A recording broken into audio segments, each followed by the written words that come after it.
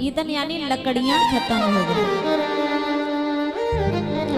तो गुरु मैया ने भगवान कन्हैया को अपने पास बुलाया और कहने लगी, लाला आज घर में भोजन पकाने के लिए ईंधन नहीं है, तुम जाओ जंगल से लकड़ियां तोड़ करके ले आओ। भगवान कन्हैया कहने लगे, मैया चिंता ना करो, मैं अपने मित्र सुदामा के साथ में जा रहा हूँ, लकड़ियां तोड़ करके लाऊंगा।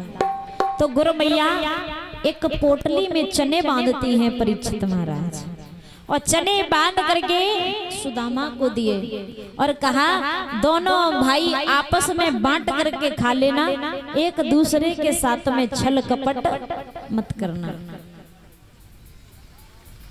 जब भगवान कन्हैया और सुदामा लकड़ियां तोड़ने के लिए जाते हैं, घोर रात माह का महीना है, पानी पे पानी बरसने लगा है। भगवान कन्हैया वृक्ष की डाली पे चढ़ करके लकड़ियां तोड़ रहे हैं और सुदामा लकड़ियां इकट्ठा कर रहे हैं। इधर जब पानी बरसने लगा तो सुदामा को ठंड भी लगने लगी और भूख भी लगने लगी। सुदामा ने चने की पोटली खोली और जब चने की पोटली खोली तो चनों में दरिद्रता देखी। किसने? सुदामा ने। सुदामा जी ने चने जानबूझ के चबे थे।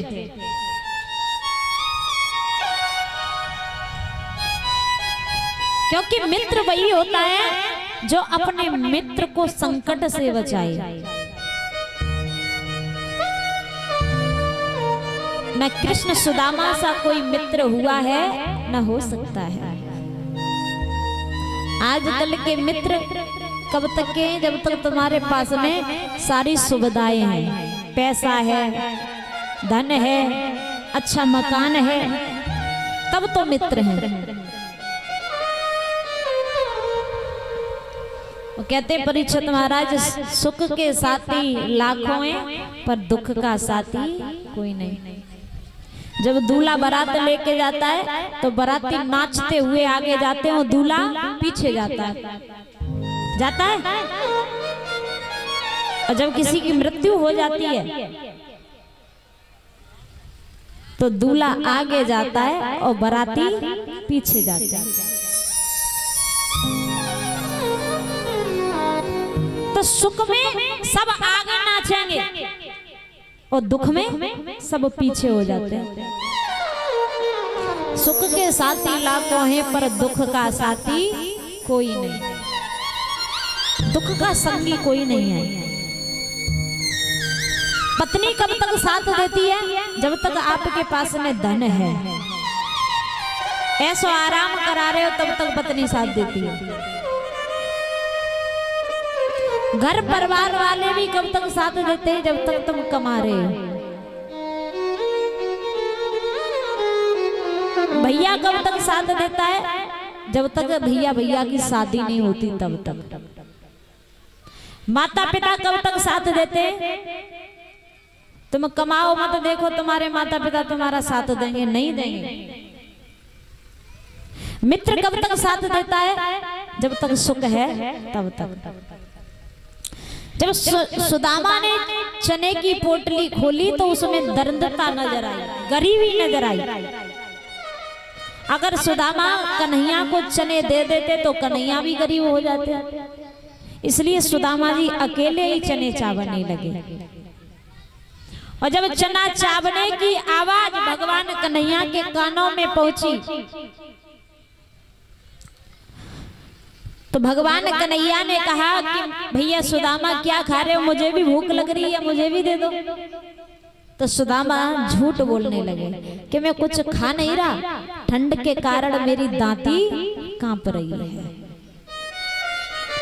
कि लगी रही भारी ठंड, सुदामा को भूख लगी रे भारी।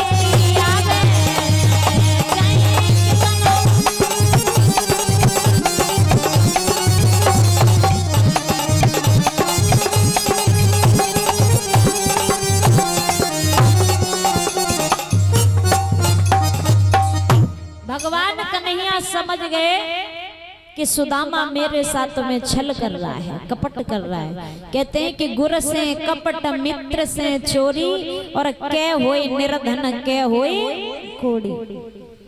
गुरु मित्र के साथ में कभी छल कपट नहीं करना चाहिए। और जो गुरु और मित्र के साथ में छल करते हैं, कपट करते हैं, या तो गरीब हो जाते हैं या तो कोड़ी हो जाते हैं।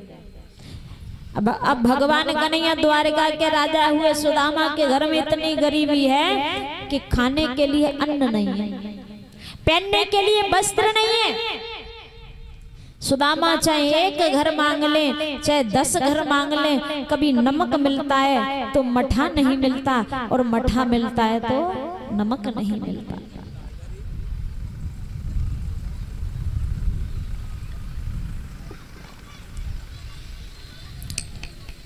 सुदामा की पत्नी सुशीला